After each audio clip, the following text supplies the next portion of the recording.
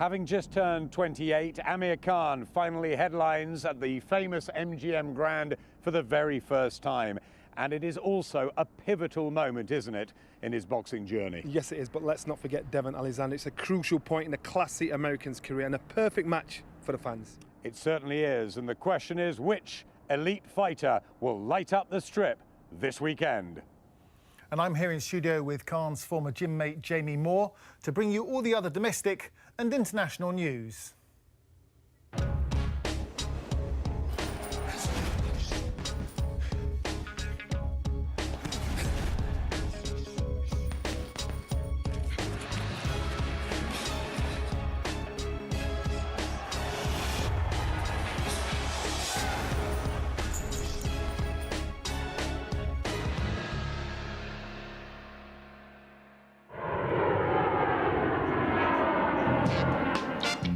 I feel great, I'm in great shape. I've been hearing a lot of hype about this fight. Everywhere you go on the Vegas Strip, you'll see pictures and posters up and everything. I know I've done all the hard work, and it's all about putting it to work on Saturday night. Hello and welcome inside one of the most iconic venues in world boxing, the MGM Metropolis, which has housed the names of Tyson, De La Hoya, Mayweather, Hatton, and now Amir Khan has got his big chance. The Brits are rolling into town. You know what? The atmosphere, second to none. But the pressure's going to be on Alexander's shoulders. The Americans have got all the hopes on him. Yeah, Devon Alexander and Amir Khan will be in the ring behind us doing workouts for the media. Other fighters have come and gone. Real buzz here. Jim Watt, you've been to Vegas, the last 3 decades or so. There's something special about this place. Yeah, when you come to Vegas and you feel the buzz, you can understand why every fighter wants to perform here. If you fight in Vegas, you've made it. If you headline in Vegas, then you're up there. This is terrific. First time ever that Devon Alexander fights in Vegas. Khan has before had his birthday as well on Monday when he arrived, but no time for celebration. He's hit the ground running. He's had to work hard for this. It's serious work. But remember, he's out here. The pressure's going to be on Alexander's shoulders because he's the American that's never headlined in Vegas. In the last few hours ahead of the big fight, what will they be going through, Amir, down on the running track this week? Well, I think they both realise how huge this fight is. I mean, Amir has wasted a lot of time chasing the Floyd Mayweather fight, which didn't come off. So he's wasted time. So he has to start cashing in now. He's 28. He wants to cash in, get the big fights. But this is a real banana skin for him. Alexander is a class act, and it will not be easy to get past him. So he must focus totally on Alexander, then worry about the big fights later. Amir Khan has been focusing. He's been hidden away in Oakland under the expert tutelage of Virgil Hunter as he begins his assault on the elite of the welterweight division. Andy Scott reports. For so many fighters, seeing their names up in lights on the famous Las Vegas Strip is just a dream. But it's one that Britain's Amir Khan will realise yet again when he faces Devon Alexander at the MGM Grand. Since I was a kid, my dream was to fight in America and fight in the likes of places like Vegas and Madison Square Garden. The biggest dream was to fight the MGM, top the bill in Vegas, have my picture on billboards all around the Strip on Vegas. I've achieved what I wanted to do. The venue is synonymous with one of boxing's greats. Floyd Mayweather Jr. has graced the arena 13 times in his illustrious career. And Khan is hoping that they'll share star billing in a mega match next year. I hope I get that fight. I've been dreaming for that big super fight for a long, long time. I've been working hard towards it. And these are the fights I need, the likes of Devon Alexander and the Maidanas and the Judas I've fought in the past. They've got me to this level where I want to fight the best in the world. And Floyd, in everyone's opinion, is the best fighter in the world, pound for pound. I really believe that, I have the skills and movement and everything to cause him big problems. Another fighter constantly linked to the Bolton star is Sheffield's Kell Brook. Kell Brook has proven himself by winning an IBF title. He's world champion, so definitely that fight can happen now. But the IBF champion may have to wait his turn, with Khan's former trainer Freddie Roach also fueling talk of a fight with Manny Pacquiao by releasing sparring tales from the wild card. That fight will have a massive storyline. Freddie Roach said that Manny knocked me down in sparring. That's never happened in any of the spars. I have video footages at home, and not once he was close to putting me down in any spar. I mean, our spars were very competitive. They were very, very exciting to watch. We both have a very similar style. At times, he got the better of me. I would admit that at times, in the early days, and at times towards the end when I started getting, a little bit better and more used to being in the ring with him, I started getting the better of him. Before any potential super fights, Khan must first overcome the talented and slick Devon Alexander, a two-weight world champion who's twice beaten British opposition in Junior Witter and Lee Purdy. Devon is a very dangerous fight for me. I didn't have to take this fight. I could have taken an easier route, but I want to give the fans what they want. I want to give the fans an exciting fight, a good fight to watch. He's southpaw, quite awkward. He's got quick hands, good movement, decent amount of power. So yeah, he is very dangerous. A lot of experience under his belt, three-time world champion he is. So he's tasted that, big world title, fighting the world title stage, he's tasted that before. A resounding victory over Luis Collazo in May now looks ideal preparation. Collazo was a southpaw, so going into this fight, I'm fighting another southpaw, so I'm taking most of the stuff from the last camp into this camp. Khan has decamped to California, preparing meticulously under trainer Virgil Hunter at his training base in Oakland, with the pair continuing to forge their relatively fresh relationship. I wouldn't be the coach to him that I should be if I didn't say that I give him a chance in any fight he goes in. He has more than a chance to win that fight. Fight over. So when it's all said and done, if he gives the right attention to this sport, and if he doesn't shortchange or cheat himself in this sport, I think with his natural physical attributes and the gifts that he's been given, that he can take this a long way. Although Alexander also sees this as a gateway to riches, victory paves the way to the elite. Defeat for either man is unthinkable. This fight can take us onto bigger and better things, but I just want everyone in the UK to tune in this fight, because it's going to be one hell of a fight. It's going to be, at times, toe-to-toe. I'm going to try to hurt and put Alexander down. If I do get the chance to do that, I'll go for it. But other than that, it's going to be a clinical boxing lesson I'm going to give him, and I'm going to just be very smart in there and get the win, and that's what we want.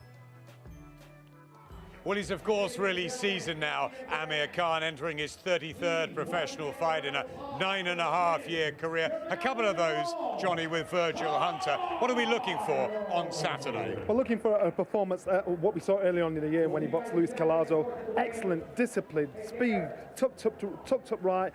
We never saw him in too much trouble, but we didn't expect him to perform like that. He was really good that night at welterweight, wasn't he? Yeah, second to none, and we were very surprised because at welterweight he looked strong. And like welterweight, you thought he looked fragile, looked vulnerable. Welterweight, he looked the part. Well, let's take us back to summer 2012 when the wheels really did come off against Danny Garcia. Similar situation, he was looking for the big fights, but he was exposed, the chin, the defence. How has Hunter tightened that up, and can he totally change him? I don't think he wants to totally change him. It's just little tweaks here and there. Amir has always had a problem. He's always fought at a tremendous pace, throwing loads of punches every minute of every round. If you fight like that, you're going to make mistakes, and a couple of times he was badly punished for those mistakes. So I think Virgil will be working on that. He'll make him think a little bit more than he's been doing in the past. He'll still want to use his speed, because that's still Amir's biggest asset, but he'll want him to fight in little bursts. He'll want him to think what he's doing, pick his moments, and throw bursts of punches. Keep in mind, Alexander is a terrific counter puncher, so you don't throw 1 and 2 punches to a counter puncher. So he'll still use his speed, still use his movement, but maybe a little bit more power now up at welterweight. Amir was telling us that he feels as fast, as quick as when he was 22. Is that possible, Jim? Well, I haven't seen any slowing down in his recent performances. We've seen a couple of good performances and one not so good, but I think the speed is still there, so I think he still has that speed. What worries me is the fact that he's in a new division. I'm worried because Alexander holds a lot of the cards here. Alexander is naturally bigger than Amir. He turned pro at welterweight, down to light welterweight and back up again. He's been in the welterweight division for maybe best part of 3 years now. Amir's had one fight at the division, so there's a lot favouring Alexander in this one. I see this as a real tough match for Amir. Might have a bit more power, though, at 28, Amir Khan. Put Collazo down, didn't he? So put that into the mix, too. I wouldn't agree with Jim. I actually think his speed has slowed down a little bit. Do you think that? Yeah, I think you compensate the older you get. And with Amir, he's 28 years old now. He's got more movement in the footwork, so therefore his speed is there, but he's nowhere near as fast as what he was, but he's stronger, he's more accurate, and that's what makes him so effective when he lands a shot. Alexander, tip-top fighter, only ever been beaten twice by sort of small, aggressive types in Timothy Bradley and Sean Porter. Khan's not like that.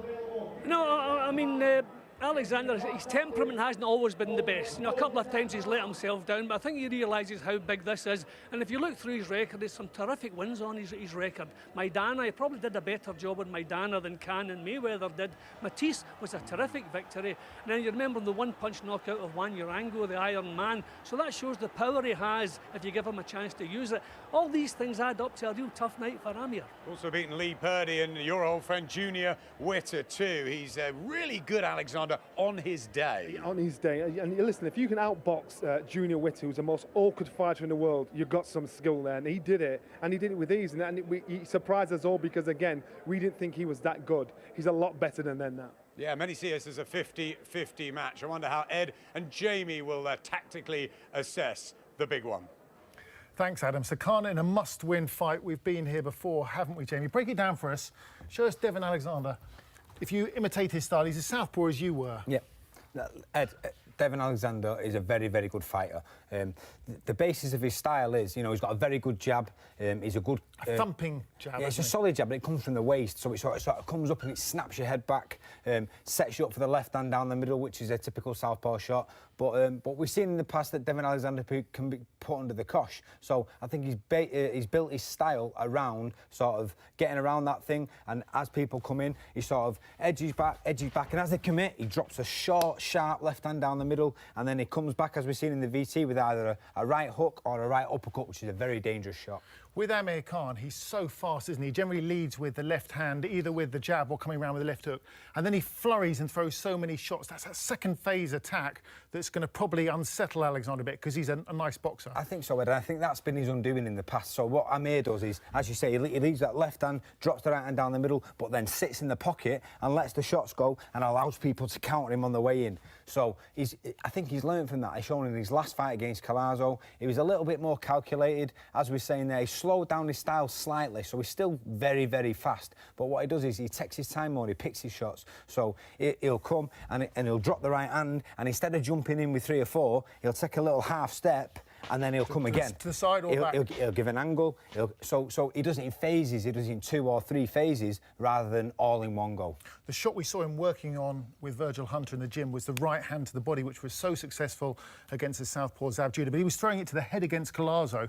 I think one of the things is it's difficult to read where he's going to throw it because he is so fast. You see him dip down, but you don't know whether it's here or here or... If you watch the Zav Judah fight and he was driving it down the middle, and what I say to my fighters is, you know, these shots down here is money in the bank. So he's saved, you know, it's not about what the effect they have early on in the fight, it's later on in the fight. So they'll be to slow Alexander down. But what he does is, his eye direction will come down here, and then he'll drop it down the middle. So, you know, he's sort of bluffing him. He'll drive it down, then switch up to the top and try and hurt him properly later on in the fight. How crucial is it that Amir has the power to hurt Devon in this fight? I think he definitely has the power to hurt him. You know, the old saying, speed kills. That's true in this matter of fact. I think Devon Alexander can be overwhelmed, and once, if Amir can hurt him early on, he gets negative thoughts in his head. He starts to hold he goes into defence mode. Yeah, starts to try and smother you. So if he can establish his authority early on, I think he's halfway there. Thank you, Jamie. After the break, we'll take a look at the rest of that all-star bill at the MGM Grand and speak to another man looking to hit the jackpot in Vegas.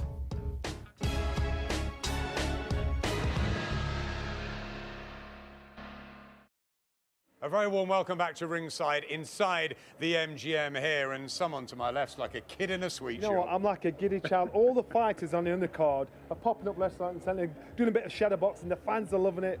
What an atmosphere. What a fans' weekend it's got to be. It's a sparkling card. We're bringing you 4 live fights in the early hours of Sunday morning. Chief support sees this Keith Thurman dangerous puncher, unbeaten in with Leonard Bundu, who we know well at welterweight, the division to be in.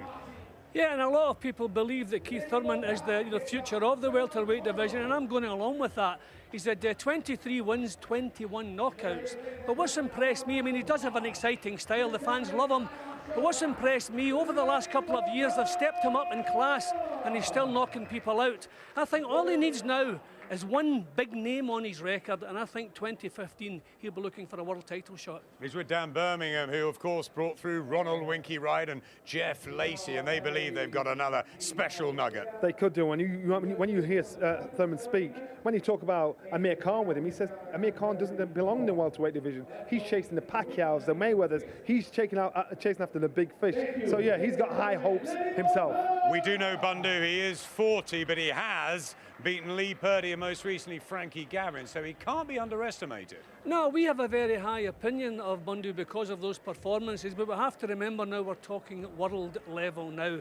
And I'm just wondering, 40 years of age, if his lack of power might let him down a little bit here. I think Thurman as a fighter you have to discourage, you have to get respect from him. I don't know, I think Bundu will give him a real tough battle, but I don't know if he has the power to gain his respect, and it might become one-way traffic the longer it goes. Are we looking at a new star in Keith Thurman? He's with Andy.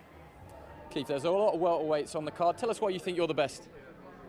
Well, really, it's just the dedication to the sport. A lot of people underestimate my boxing ability and all the knowledge that I hold from 19 years of boxing. And then the power, man. I'm one time for a reason, not a short season. I can always get you out in any round. It doesn't matter if it's the first round or the 12th round. My power is true every second of every round and every fight. For any English fans or British fans that might not have seen you box before, how would you describe your style? I'm evolving, man. Some people call me a chameleon because I come out looking a little different each time, and I'm trying to do that. I really don't like to put myself in a box and like to label myself, but I would call myself a boxer puncher because I move and I can punch. What do you know about your opponent, Leonard Bundu? I know that he's a European fighter. He's more from your neck of woods than my neck of woods. He's still undefeated. He was a 2000 Olympian. Anybody that's competed in the Olympic Games obviously knows something about the sport. For him to be at the age that he is and still have an undefeated record means that he has a great understanding of the sport. He has a decent punch output. He likes to throw little short combinations, and he likes to bounce around a lot and switch from right-handed to southpaw. So he seems like a durable opponent, man. I'm really looking forward to this fight Saturday night. Yeah, we know him very well because he's been in with two English fighters. Like, say, what sort of statement would it send out if you could stop him? At one time's the real deal, man. I mean, this is the statement that we've been trying to make the whole time. Some people are already jumping on the bandwagon, and others are still waiting to see. Some people think that this fight means nothing, man, but every fight and every opportunity I get to showcase my skills and talent to the world means something. Very, very briefly, my last question. Amir Khan's topping the bill. Would that be a fight you're looking down the line if he can beat Devin Alexander? If I get rid of Bundu in 4, I would fight Khan the same night, you know. Amir Khan is definitely a fight that I'm looking forward to. I told Al Heyman earlier this year that I would like to fight Amir Khan, but obviously he negotiated a contract with Devin Alexander, and so I'm just going to have to do my job come Saturday night and then look forward to a terrific year 2015. There's something rather mysterious, intriguing about Keith Thurman, isn't there? Let's see if he can put his money where his mouth is. He's done it before. I have a funny feeling he's going to do it again. I'm also looking forward to seeing the unbeaten light middleweight, one of the twins, Jamal Charlo from Houston. He's doing everything right so far. Yeah, he's coming along nicely. I mean, he's on the verge of a world title shot at the moment. Earlier this year, they tried to get something organised but didn't quite manage the deal. So I don't think they'll be taking too many chances with him on Saturday. I think they'll have an opponent against Botai where he'll look good against, raise his profile, and hopefully 2015 will be a big year for him too. Another tough Italian, but Charlo's quality, isn't he? Yeah, the quality and the class, and they're not going to make mistakes with him, you know, this close to a world title fight. Very interesting to see as well. Abner Mares, former 3-weight world champion under promoter Oscar De La Hoya, has a soft spot for Mares. Can he come again? He can. The fans do too. He's a fan's favourite, and what a fight to have on an undercard, second to none. Yeah, it's a really good show, and if that wasn't enough for Las Vegas, there's another one over at the Cosmopolitan, topped by another welterweight in Timothy Bradley, in with Diego Chavez. Bradley being talked about as a possible Kell Brook opponent this week. Yeah, well, the welterweight division is red hot, and Timothy Bradley is one of the reasons it's red hot. He's a terrific fighter. That'd be a great match against Brook. Yeah, we were around him, weren't we, a year ago when he beat Juan Manuel Marquez. You went to see him in the dressing room afterwards. Great guy, isn't he, Bradley? Great guy, very nice guy. I had a coffee with Kel this week. He likes the idea of getting in with him as well. So you know what? He's up for it as well. Also on the bill, an interest from our side of the pond in Ireland's Andy Lee, going for another world title shot against Korobov. Andy Scott caught up with him earlier in the week. Andy, shot at the vacant title against Matt Korobov. How confident are you? Extremely confident. I know it's going to be a hard fight, but a fight I'm certainly ready for. I believe I have all the tools to win. You're here on the back of an unbelievable knockout over John Jackson. Just talk us through that, and what strengths do you think that Matt Korobov might present? Yeah, I had a great knockout in my last fight, Madison Square Garden, trailing behind the scorecards and a one-punch knockout to win the fight. I'm hoping for something similar, if not as spectacular, on Saturday. But Matt Korobov's a good boxer, good amateur pedigree, and I know it's going to be a hard fight. We're very similar matched in physique and in style. We're similar fighters, but what I think will be the main difference is the experience. I fought for a world title once already, and I fought a higher caliber of opponent than he has ever faced. If anything, he's quite untested as a professional, and I look to exploit that. No doubt that you've got a great game plan with Adam Booth, who you're working with now, but if you were to win that world title, would you have a little look to the heavens and think of your old trainer, Emmanuel Stewart? Certainly, yeah. Winning this fight will be a tribute to Emmanuel, and it'll also be a tribute to Adam. Both of them, I've been lucky to train with two, I believe, one of the greatest trainers of all time, and one who will go on to be one of the best trainers of all time. And yeah, very privileged, and I've learned so much from both of them, and now it's time to put all that knowledge to good use on Saturday. One of the true gentlemen of the sport, isn't he, Andy Lee? I think there'll be a lot of people happy back in Ireland if he can pull this off, but it's tough. Fingers crossed for him. He has a tough fight in his hands, but you know what? He does the work. He's travelled all over the world to craft his sport, so I think if he's going to do it, it's going to be now. Matt Korobov, of course, was a phenomenal amateur. He was going to be the big star for the top-ranked stable. How do you think he's developed, Jim, and are there any weaknesses there? No, I think he's an all-round fighter. I think he's a really good fighter, but I'm pleased for Andy Lee, because if you look at the middleweight division over the last couple of years, the titles have been held by monsters that are just not going to be shifted. So I think timing is so important in the fight game, and I think Andy Lee's come along at the right time, got his chance at the right time, and Korobov is a man that he could beat. Very emotional about Emmanuel Stewart, of course, and talking about Adam Booth, master tactician too. Adam was telling me earlier he expects Andy Lee to win this. Yeah, well, I would have him as favourite too. I believe he will be favourite with the bookies. I mean, he's a terrific boxer. He's not been mollycoddled. He's been brought up the hard way. You know, he's grounded. You know, a terrific fighter. I think there's a great chance of becoming world champion here. Johnny, do you pick him or not? Yes, I do. He's a seasoned professional, and I think even, no matter how good you are as an amateur, doesn't give you bonus points as a pro. And I think Andy Lee is smart enough, crafty enough to try and nick this, but it's going to be a tough fight for him. Looking forward to seeing what Jamie thinks of Andy Lee. The three of us are going to go down there ringside and see if we can get near Amir Khan and Devon Alexander.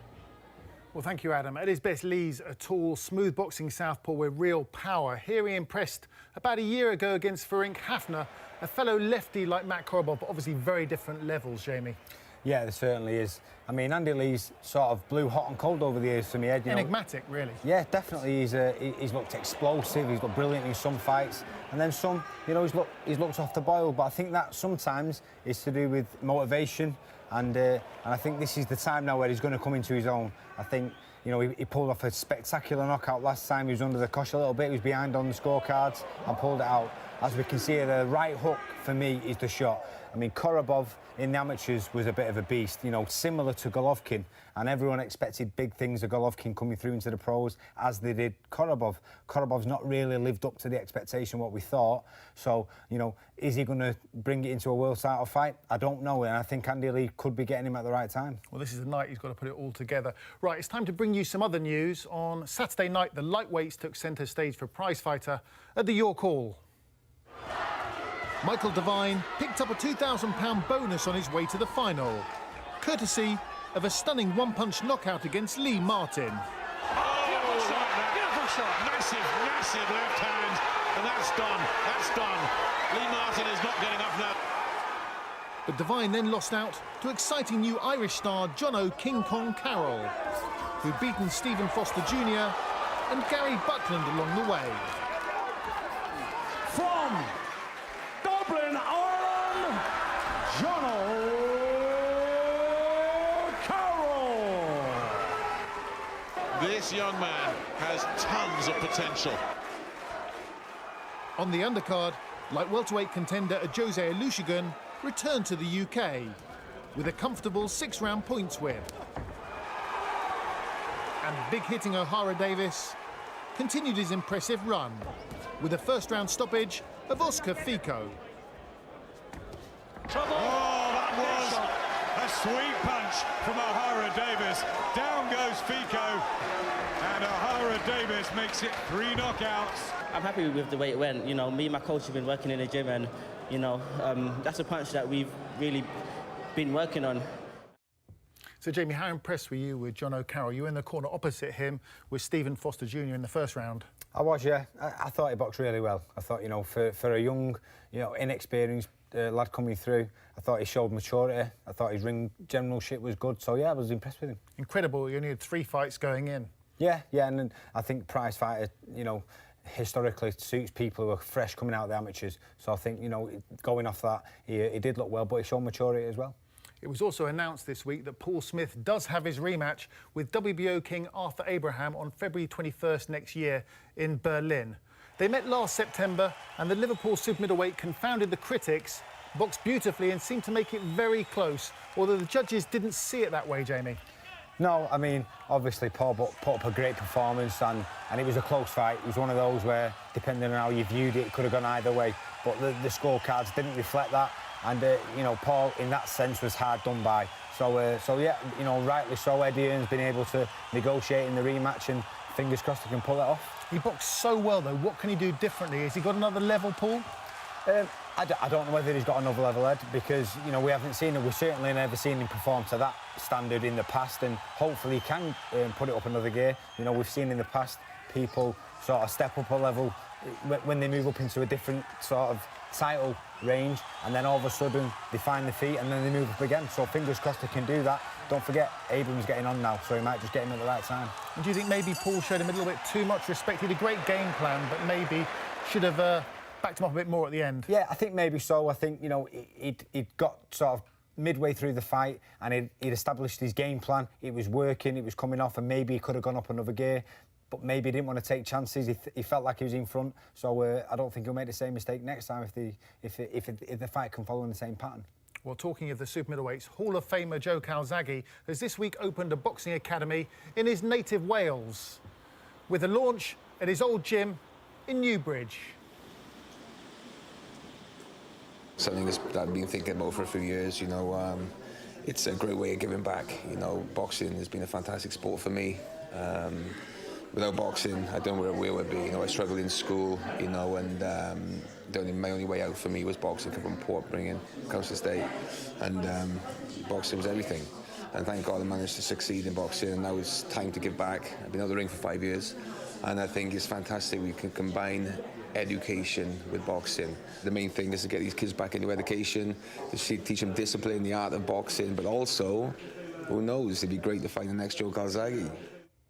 Joe's such a big hero in Wales, and great to see him giving something back, as he says. Yeah, it certainly is. You know, the guys who get right to the top of the tree, it's always great when you see him, you know, start to give something back to where it all started for them. He's one of the real success stories of the sport. I mean, finishing undefeated in your career, Hall of Fame, world champion for so long. Yeah, he was so, and it never looked like he was, you know, maybe a little slipping towards the end, but he was still, you know, sort of the top of the game. I'd like to try and see him go to 49 and all, but hey-oh.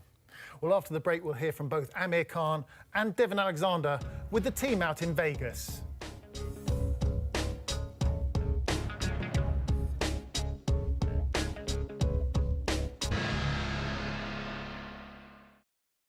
Welcome back to Ringside, and we are literally ringside for the media workouts, Johnny. We can't get any closer than this. Alexander's in the ring, looks very relaxed. He wants to show off.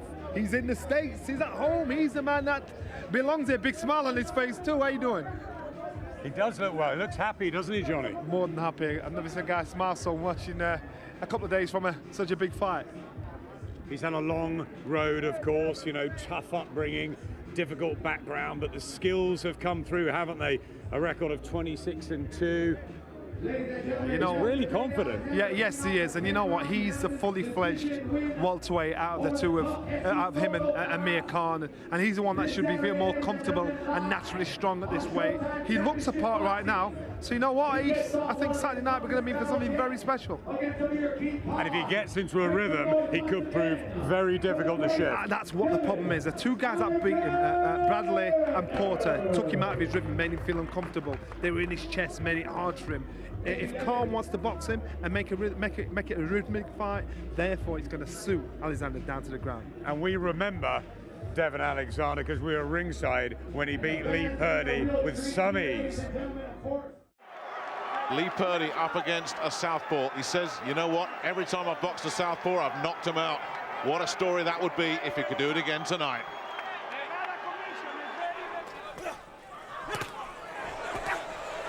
He gets punished with a couple of good solid lefts, and Alexander just teeing off here. Alexander switching with the uppercut. Fast, lightning fast hands. Purdy needed that bell. He's taking a lot of punishment. Yeah, he's finding his way through the guard, isn't he? The southpaw Alexander. Good hooks and uppercuts inside. And there's another uppercut going in upstairs. There's the switch downstairs again. Really fast hands. And again, just coming upstairs now with the jabs. And Purdy probably literally cannot see where these are coming from. A left to the body, and again, Purdy chatting away as if to say, is that all you got? Did you hear him then? You can't punch, he said to Devon Alexander. Well, oh, he felt that. That right hand got Purdy. That was a nice right uppercut from Purdy. But there's another one, and he's getting through now. No, I definitely think there's by the corner, there's a problem with his left hand, Alexander. He's throwing it so sparingly. There's always that question about the temperament of Alexander, justified or not. And he's really teeing off here now, the champion. Left hook upstairs. Trying to get the uppercuts going here, keeping in close. But there's the response from Alexander, trying to keep him at bay, and Purdy just laughing at him. And Darren Barker and Peter Sims, I think they're pulling him out. I think they've set it up, and Purdy is going, he's furious. But Darren Barker's made the decision, and he's calling it off.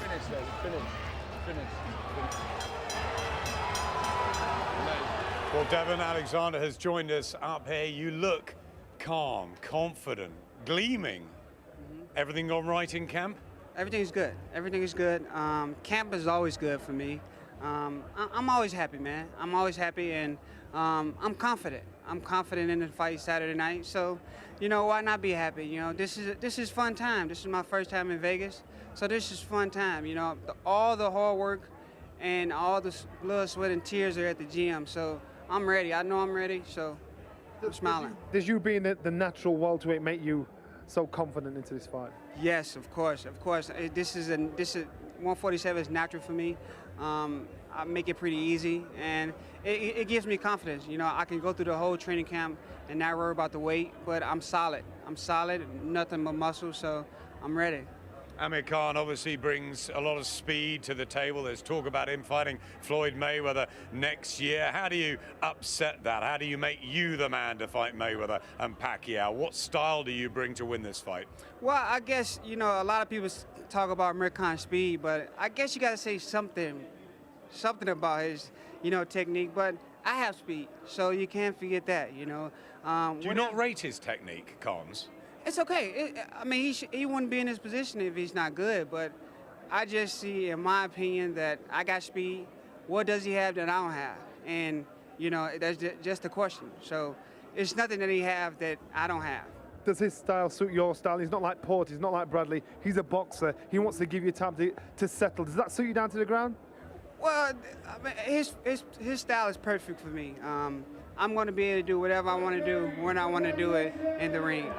Like I said, he's a good fighter, but I just don't see anything special that Amir Khan does.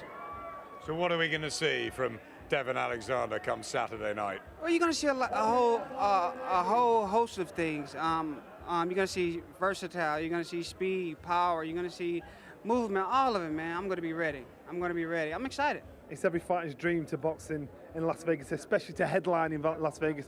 You're from the States. It's your first time too. This is my first time fighting in Vegas. I've been wanting to fight in Vegas actually my whole career, but I said whenever I do fight in Vegas, it'll be the right time, and this is the perfect time, you know, headlining an MGM Grand. You're ready to go, and you're ready to win. Oh, I'm ready to go. If we need to go 15 rounds, I'm going 15 rounds. But as long as I get the W. That's really old school. Definitely. Thanks for joining us, Devin. And we'll head down and have a look at Amir now.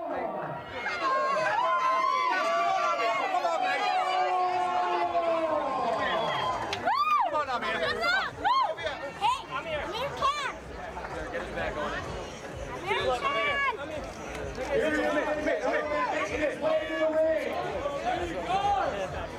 Yes, come on.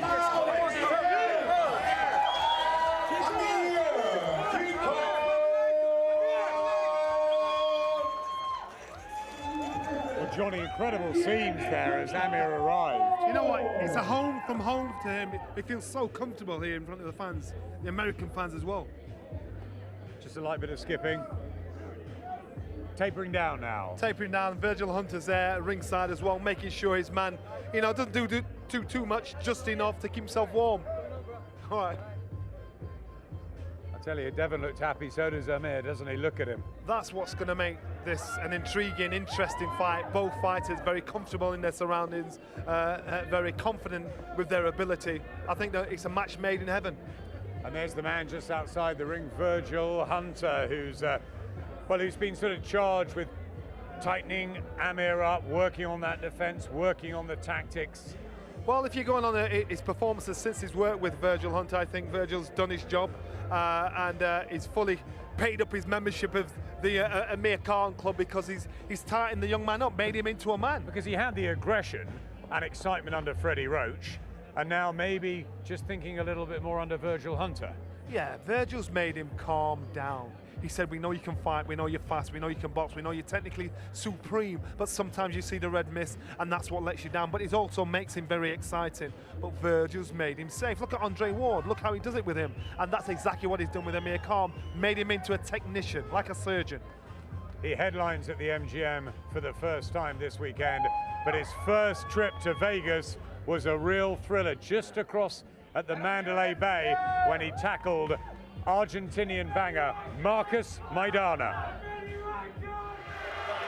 Bolton's former boy wonder enters this acid test against the frightening banger from Santa Fe, Marcos Maidana. Lovely right hand from Khan and a great body shot. Down goes Maidana.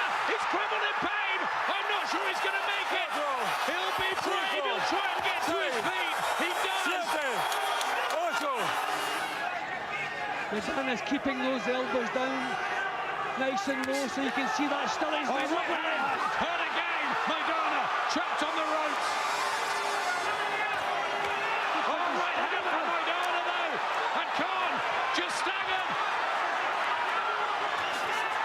Right hand. Khan answers. But this Argentinian's hard and tough and strong.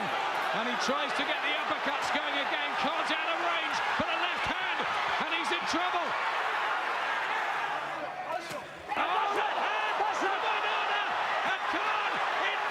Trouble in the 10th round, and he is showing achievement. He's taking far too many, and he might go down here. Amir Khan, can he get through?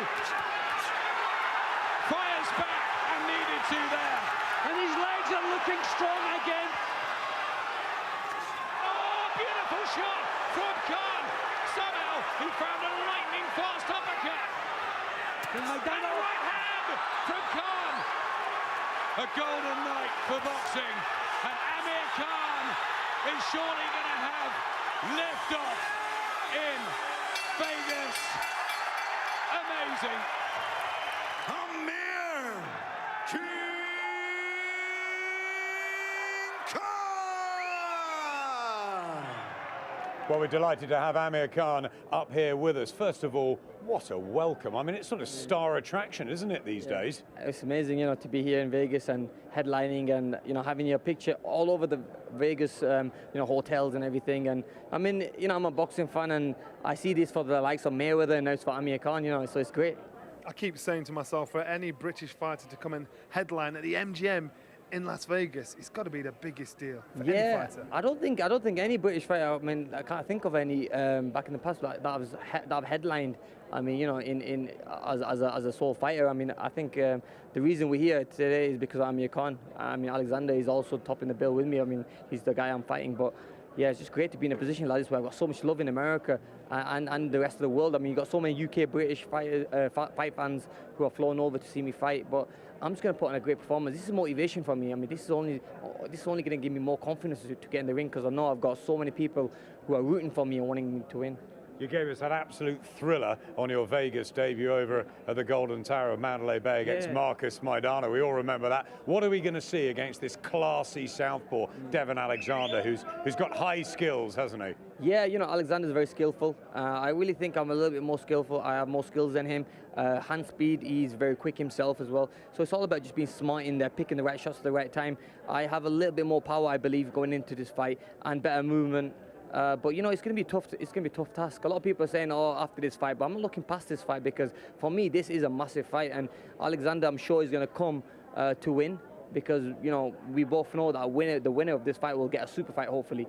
But yeah, my whole focus is on Alexander, and I know I can really beat him. But not only beat him, but I want to look good against him. You know, look, I want the whole fans, I want the boxing fans, and I want everyone in the arena, you know, seeing a great performance, and I really believe I have that great performance to show them. I kind of put the same question to Alexander. It's that clash of styles. Sean Porter and Bradley, they roughed him up, and that he wasn't comfortable with that. You're a supreme technician.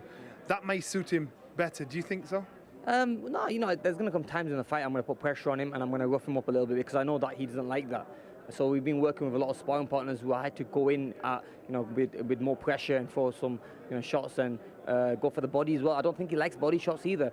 Also, you know, with Alexander, he likes to box you at range. I mean, I'm also a range fighter. You know, I like to fight at range. But I think with my hand speed and power, I think we'll definitely beat him at that. But look, at times there are going to come, you know, there's going to come rounds in the fight that I'm gonna have to dig deep. But I know I have to do that, and I've trained for that. Finally, will you shine this weekend and set up a huge 2015? I hope so. You know, I hope so. I'm going to put in a great performance. I've trained very hard for this fight, and I can only, you know, if I win this fight, I know it's going to take me on to massive fights in the future in 2015. So yeah, I've been working hard, training hard, and I can't wait for the fight on Saturday. Thanks, Amir. Both fighters looking good. Back to you, Ed. Thank you, Adam. So it's the moment of truth for Amir, and I'm about to put Jamie on the spot. This is how they compare on paper. Very evenly matched, Jamie. Yeah, they certainly are, Ed. You know, you can see the knockout percentage there, 59-50, so slightly in Amir's favour, but, you know, not massively different. You could say if Amir's the bigger puncher, he has been stopped a couple of times. Devon Alexander hasn't. One was a technical decision against Timothy Bradley, and then the points lost to Porter. Yeah, I'd probably say Alexander's got a sturdier chin, but, you know, looking at it from some sort of courage point of view, I think Amir Khan has got that sort of grittiness about him. So that balances that aside. It was interesting to listen to Amir then saying that, you know, there's going to be tough moments where they're going to stand and trade and he'll come through it. I don't think that's the tactic. I don't think he should be thinking that at all. I think he should be looking to box from the outside, as he said. It's a battle of the trainers as well, very well respected in America, Virgil Hunter and Kevin Cunningham. How will Hunter help Amir Khan with this fight? I think he's going to try and settle him down, you know, make him more defensively minded, which is a good thing, but, you know... But he's talking about being aggressive there and roughing up Devon Alexander. That could be dangerous. It could be, or it could be a smokescreen. He could just be saying that, you know, to sort of send him, you know, send him off a different scent. But I think, you know, when it all comes down to it, Amir Khan's makeup he is what he is, and if he gets hit on the chin, it could all change. And Cunningham's had Devon Alexander since he was a kid, since he first walked into an amateur gym, I think 7 years of age. Yeah, it's a great story, and I just, you know, you think about having him from that young all the way through to a world champion, so he knows him inside out, and, you know, he's going to have great belief he's going to really believe that Devon Alexander can beat Amir Khan. So who wins the fight? For me, it's a tough fight. I think, you know, there's going to be some rough patches in it, but I think that ultimately Amir Khan's just got that little bit more ability. Yeah, we'll wait and see. So a great way to finish up the 2014 boxing year on Sky. We're on air from 2 a.m. on Sunday morning. Sky Sports 1, a really stacked build-out. And we've got Kell Brook in the studio. Then on Thursday, our last ringside of the year, the boys are back from America as we look back at Khan and review the season so far. That's 6 p.m. on Sky Sports 1. And another programme to look out for over the Christmas period, our Knockouts of the Year show, Monday, December the 29th, 11 p.m, Sky Sports 1. My thanks to Jamie for being with us today. It's back to Adam and Johnny now with some final thoughts stateside. Thanks, Ed. Well, it's been a real atmosphere. It's been a fun few hours, hasn't it, watching all the guys work out? The fans have managed to get closer to the guys that they're going to perform Saturday night, so you couldn't ask for anything more. The ring being taken down, but the real ring back up Saturday night in the MGM Grand Garden Arena. That's going to be good. Oh, God. Unbelievably excited. It's just going to be something very, very special. What an undercard. Finally, I've got a little bit of homework for you to do. There's many fights on the card, so there you go, some bedtime reading for you. Adam, we're in Las Vegas. I've got to stay in and do homework. Absolutely. Okay. Tough fight though, isn't it? Yes, a Khan tough Alexander, fight. what do you reckon? I'm saying Khan, points, a tough points win. It will be exciting, because with Amir Khan, you never know what is going to happen.